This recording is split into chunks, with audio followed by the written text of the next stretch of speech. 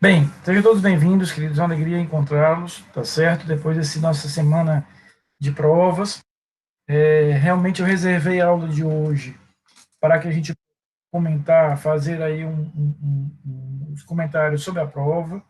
E quando eu digo comentário sobre a prova, tanto eu quero comentar a prova, como quero ouvir os comentários de vocês.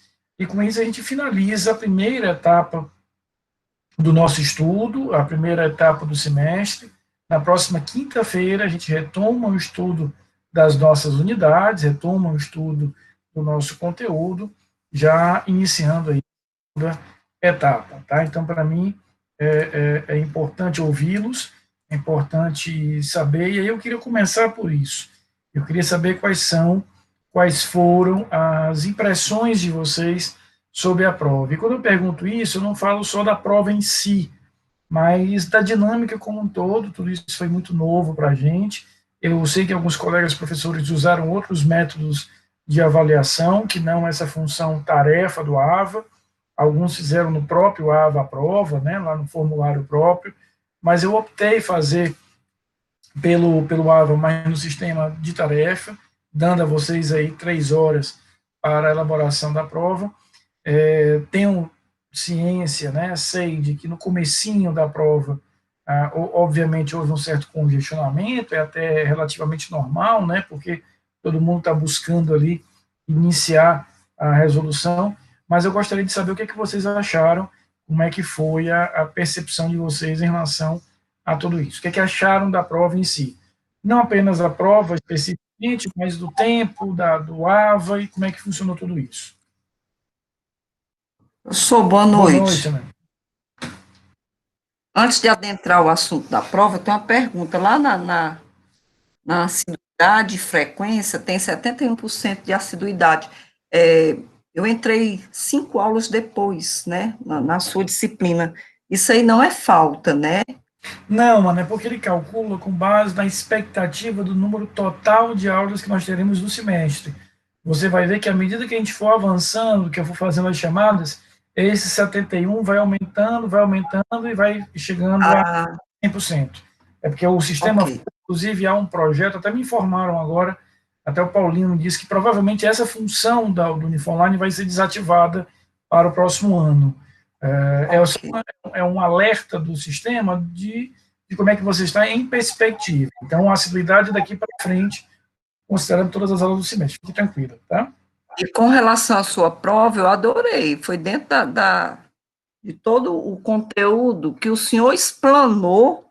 É isso que eu acho interessante do professor, é que o senhor dá o conteúdo que o senhor explana na hora da sua oratória.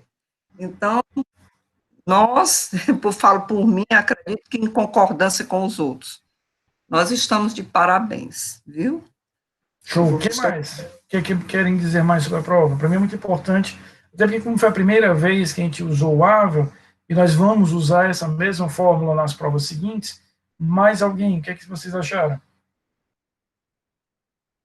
Povo tímido, mano. Vala. Vamos aqui então, eu queria comentar algumas questões da prova, para que a gente possa. Diga, Rafael, você quer falar? Não, o Ava eu achei tranquilo, professor. Muito bom. Ele é amigável, né? Ele tem um sistema É. relativamente amigável em relação a isso. Queridos, então, de qualquer maneira, vocês vão pensando mais alguma coisa. Pois é, Vitor Tricolor, saudações tricolores, primeiramente, né? E depois, eu quis usar esse método, Vitor, porque eu tenho consciência de que quando você faz a prova diretamente no AVA, que existe a ferramenta prova, você pode, ou seja, todas essas questões eu poderia ter alimentado o AVA. Confesso que até para mim era mais fácil, porque o AVA faz a correção de forma automática e já praticamente me entrega, praticamente não, ele já me entrega a nota das questões objetivas. Mas isso te obriga logado no AVO durante todo o período de provas, e aí eu sei que às vezes a internet está uma inconsistência, apresenta uma inconsistência, por isso que eu preferi usar essa outra fórmula, tá? Então acabou sendo realmente útil. E quando eu pergunto isso a vocês, porque para mim é importante esse tipo de retorno, para que a gente possa calibrar as provas. Então vamos aqui a algumas questões. Uma coisa que eu vou mudar para a próxima prova, porque eu vi que foi algo não apenas desnecessário, como pode ter atrapalhado você, eu vou tirar essas linhas que eu coloco na prova. Não tem sentido, né? Isso tem sentido quando a gente faz manuscrita, mas como vocês fizeram no computador, não tem nenhum sentido. Então, o formato, layout da próxima prova vai estar um pouquinho diferente, porque eu vou fazer mais enxutinha para facilitar vocês. Exatamente, Vitor, eu tinha essa preocupação, repito, por mais que para mim fosse até mais confortável, mas isso poderia ter algum tipo de dificuldade em relação a isso. Carlos, a tendência que a gente tenha nas AV2 e AV3, um sistema um pouco mais consolidado. Esse foi praticamente a primeira semana de provas que o sistema aguentou. Mas, assim, eu também acho que mais de 3 horas, Carlos, eu acho também exagerado, né? Até a gente está saindo de 1h30, 1h40 para 3 horas. E eu vou manter esse padrão nas próximas provas, mas eu acredito que a gente vai ter menos preocupação com essas oscilações, porque o sistema ainda está passando por constantes aperfeiçoamentos, ele deve estar melhor, né? Então, a primeira questão subjetiva dizia o seguinte: a ausência de corpo de delito impede a propositura da ação penal? Eu confesso a vocês que eu fui muito generoso na correção das questões subjetivas, realmente fui extremamente generoso, diga-se, por considerar todo o momento e etc. Então, a ausência do exame de corpo de delito não impede a realização da propositura da ação penal, porque, como nós vimos, o artigo 167, né, do Código de Processo Penal, ele permite, ele faculta que eu possa substituir o exame de corpo de delito para a ideia da prova testemunhal. Então, a prova testemunhal ela pode servir efetivamente de alternativa caso o exame de corpo de delito não seja possível. A segunda questão dizia o seguinte: o juiz pode discordar dos termos do acordo de colaboração premiada por considerar que foram muito favoráveis ao agente colaborador e, com isso, recusar-se a homologar? A gente sabe que não, né? Em geral, o controle que o juiz faz na homologação do exame de corpo de delito é um controle de legalidade, ou seja, se aqueles termos ali do acordo estão presentes, previstos na lei, eu vou efetivamente ter a possibilidade de vê-lo homologado. O juiz não deve se miscuir, o juiz não deve efetivamente entrar para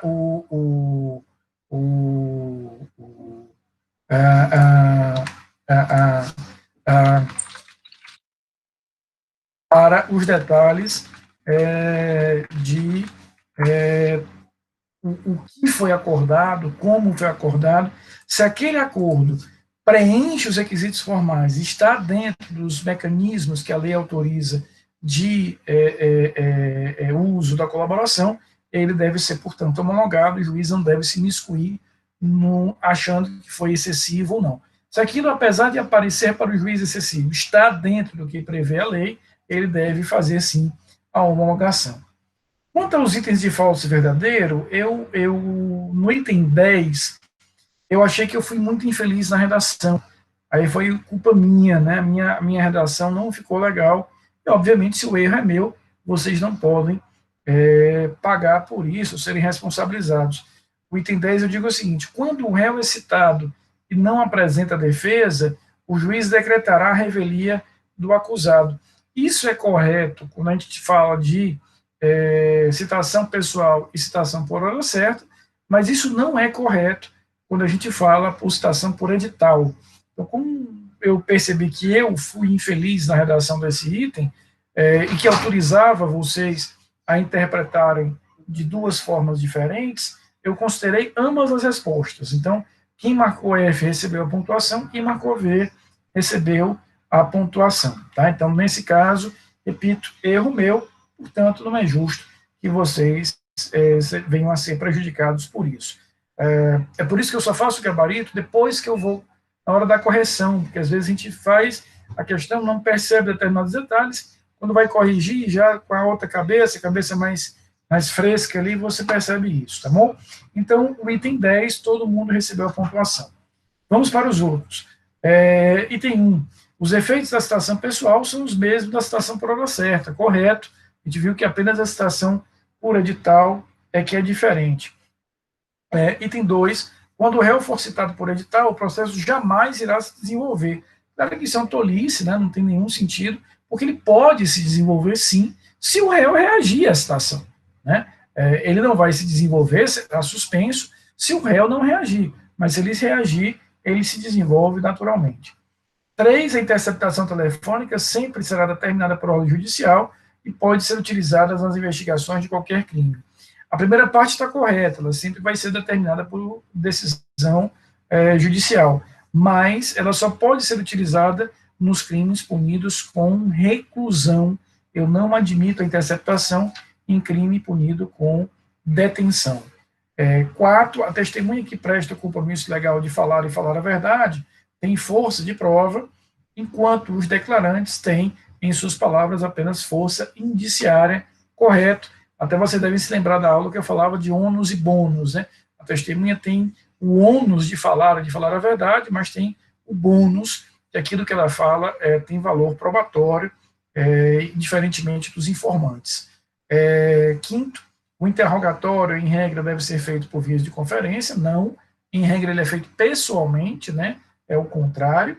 A capacidade do juiz, diz o item 6, de produzir prova, muitas vezes de ofício, é quase irrestrita e decorre do período, do princípio da busca pela verdade real.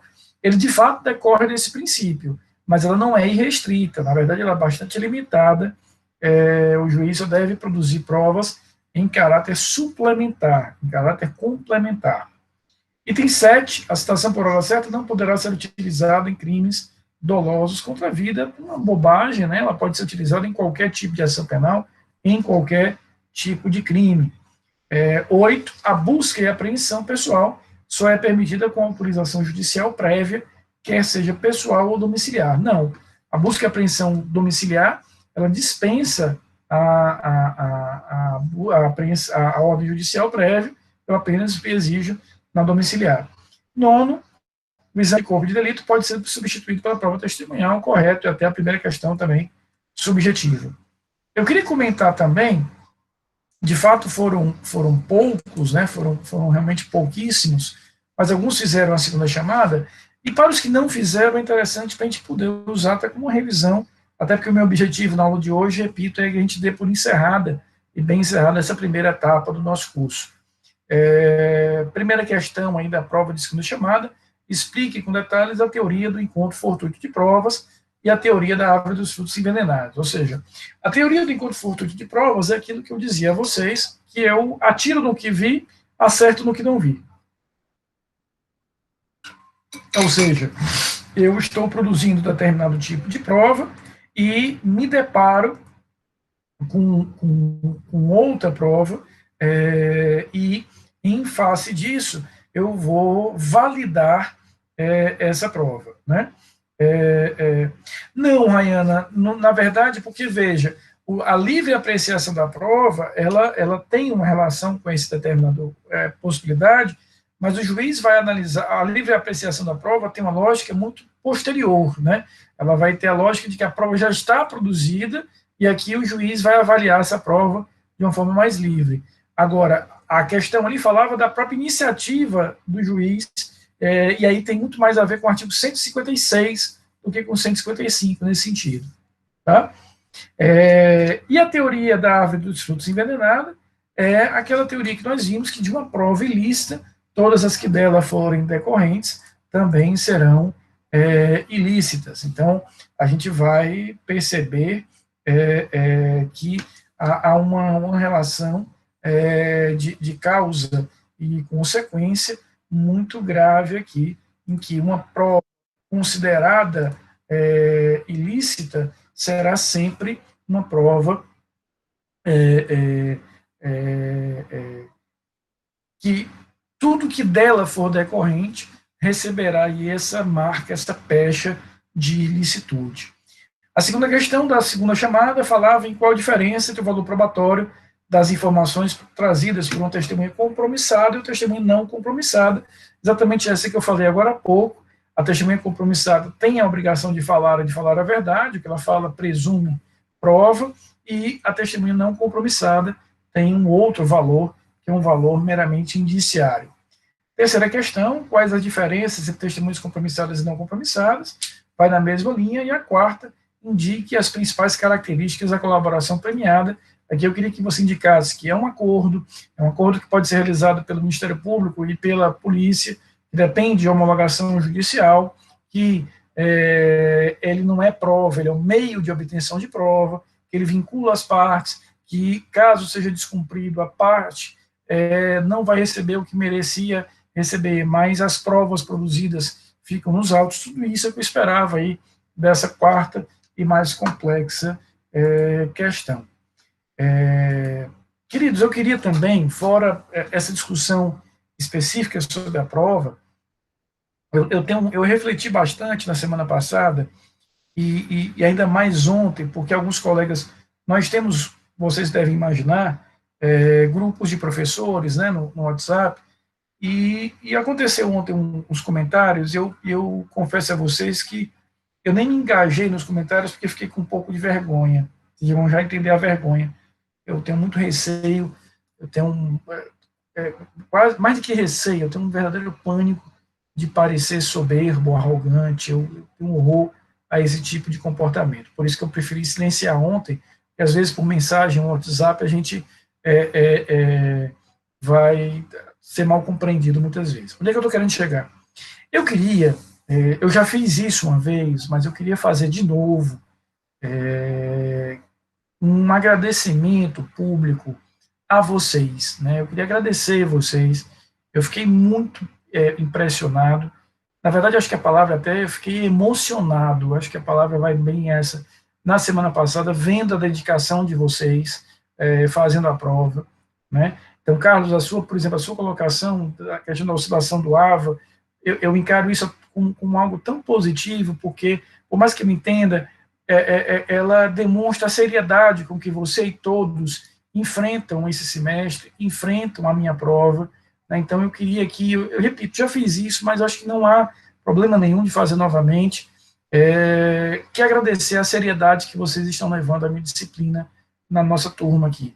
Eu fiquei muito bem impressionado, por exemplo, nós somos 57 nessa sala, nessa turma, praticamente 55 ou 54, não me lembro precisamente, fizeram a primeira chamada. Então, isso demonstra a adesão de vocês à nossa disciplina, ao que eu proponho, a seriedade que vocês conduzem o curso de vocês, dedicação, e isso me emociona muito como professor. Sei que a gente está vivendo momentos muito atípicos, muito difíceis, mas a gente está seguindo em frente, vocês com muita garra estão seguindo em frente, fizeram a prova, respeitaram o horário, respeitaram a forma de enviar via PDF, um ou outro, muito pontualmente, teve uma dificuldade. Eu fiquei muito impressionado, muito feliz, porque por mais que eu estivesse acompanhando ali, vocês viram o quanto eu estava atento ao nosso grupo de WhatsApp e ao Uniforline, ao AVA, estava com tudo isso aberto durante a prova, para resolver qualquer problema. Eu via que vocês às vezes falavam alguma coisa, e antes mesmo de eu responder, um colega já ajudava, olha, faz assim, faz isso, veja assim, e isso é muito bacana, porque é isso que vai fazer a diferença hoje, e vai fazer a diferença sempre. A gente trabalhar junto, com espíritos desarmados, em nome de um objetivo comum, porque o meu objetivo é o mesmo objetivo de vocês, que a gente tenha o melhor semestre. Então, eu queria expressamente agradecer, e aí eu vou explicar o comentário que eu fiz agora há pouco. Alguns colegas professores, ontem no grupo de professores, estavam dizendo que tinham poucos alunos em sala durante as aulas, que estavam preocupados, não sabiam mais o que fazer, e eu percebo, e eu não estou mentindo, porque vocês aqui acompanham, né, normalmente, a gente nós somos 57, toda aula nossa aqui, nós temos 45, 47, 50 alunos na aula, e eu acabei não dizendo isso para eles, porque tive receio de ser mal compreendido, de soar como arrogante, mas intimamente fiquei muito feliz de saber que vocês estão aqui estão presentes, participam, perguntam, trazem as dúvidas, fizeram a prova de forma muito dedicada, tiveram bons resultados nas provas, as notas foram muito boas. Então, fica aqui meu agradecimento sincero e a mensagem de que, com todas as dificuldades, com todas as peculiaridades do momento, vencemos a primeira etapa do semestre, a primeira etapa está vencida, quinta-feira a gente vai começar a segunda etapa, e eu não tenho a menor dúvida que venceremos ainda mais. É por isso que preparei essa aula mais light hoje. Eu sei que vocês estão saindo de uma semana dura, não vou fazer chamada e tal, mas eu queria deixar esse meu agradecimento, porque realmente é muito bom ver que vocês compraram aqui o nosso projeto, estão me acompanhando, estão acompanhando as aulas, e fizeram aí uma boa prova, tá bom? Vamos mais para as outras etapas. Aproveitando aí o que o senhor está falando, eu quero agradecer muito a Vitória, ela foi solícita na hora da prova, que eu tenho dificuldade com a internet, então agora eu quero, muito obrigada pela gentileza, solidariedade, um abraço forte para ela, viu? Eu vi, eu fiquei muito feliz, Cláudia. A Vitória é 10 tendendo a 11. Né? Com certeza. Né? Então, eu fiquei muito feliz com essa participação de vocês. Então, queridos, eu queria deixar expressamente essas minhas palavras de agradecimento, né, de respeito, acima de tudo, a vocês, pela dedicação, pela prova, né, por encararem isso com tanta seriedade. Isso aqui é a vida acadêmica nossa, minha e de vocês. E vendo ontem os professores, colegas dizendo isso, que os alunos não vão para a aula, que não procuram, que na aula deles não tem quase ninguém, eu fiquei com vergonha de dizer que vocês vêm, não vou mentir, mas eu fiquei intimamente muito feliz de saber que vocês, não há uma aula nossa aqui, e repito, eu não estou mentindo, primeiro que não mentiria em qualquer circunstância, segundo, que seria uma tolice mentir, porque vocês acompanham, aqui tem um número de pessoas na sala, normalmente a gente tem 40, 45, 50 nas nossas aulas, tá? Então, assim, eu agradeço demais, a todo momento eu venho pedindo a vocês esses feedbacks, é importante para mim esse tipo de feedback, para que a gente possa ver se a gente está no caminho certo, corrigir aquilo que está errando, mas eu tenho uma tranquilidade de saber que a gente está acertando mais do que errando, né? Nós aqui estamos acertando mais do que errando. Então, ficam aqui minhas palavras de agradecimento, encerramos aqui a primeira etapa do semestre, primeira etapa vencida com louvor. A partir de quinta-feira, a gente vai para a segunda etapa. Quinta-feira, nós vimos antes da prova o procedimento ordinário e o procedimento sumário. Quinta-feira, a gente vai continuar com os procedimentos. Nós vamos ver o procedimento do júri na próxima quinta-feira. Tá bom? Querem acrescentar mais alguma coisa? Obrigado, Vitor Tricolor. Muito agradecido aí pelas suas palavras. Eu que agradeço imensamente. Carlos também. Gisele, querem acrescentar mais alguma coisa? Então, descansem, vou dar essa colherzinha de chá para vocês hoje, dão uma descansada, saírem de uma semana pesada de aula, e aí na quinta-feira, todo mundo aqui, quinta-feira aula mais do que normal, a gente retoma aí o nosso conteúdo, vendo um procedimento importantíssimo, que é o procedimento do júri na próxima quinta-feira, tá bom? Um beijo grande e até lá.